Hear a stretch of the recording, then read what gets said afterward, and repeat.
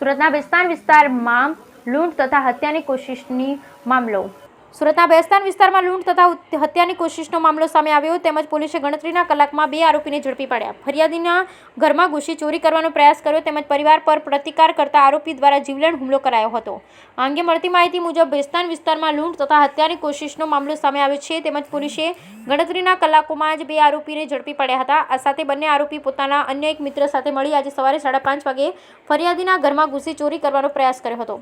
આ દરમિયાન ફરિયાદી અને તેમના પરિવાર દ્વારા પ્રતિકાર કરતા 3 આરોપીઓ દ્વારા તેમની પર જીવલેણ હુમલો કર્યો. ત્યારબાદ બૂમાબૂમ થતા 3 આરોપીઓ ત્યાંથી ફરાર થઈ ગયા.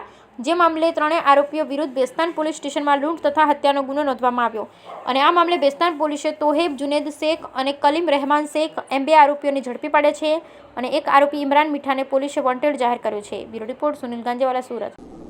જી સર, જે રીતે લૂંટ અને હુમલાની જે ઘટના બની હતી એમાં કેટલા આરોપી પકડાયા છે, કેવી રીતે વાત કરીએ?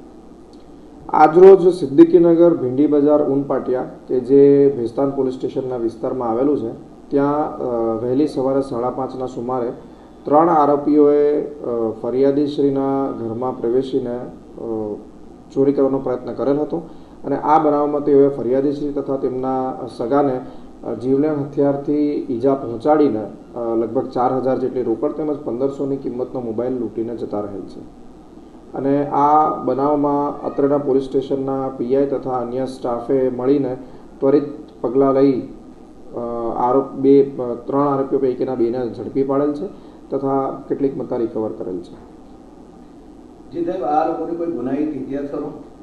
આરોપી પૈકીના એક ઉપર સચિન જીઆઈડીસી ખાતે ચેઇન સ્નેચિંગનો તથા અન્ય આરોપી ઉપર સલામતપૂર્વમાં હથિયાર રાખવાનો એમ ગંભીર પ્રકારના ગુનાઓ ભૂતકાળમાં દાખલ થયેલ છે.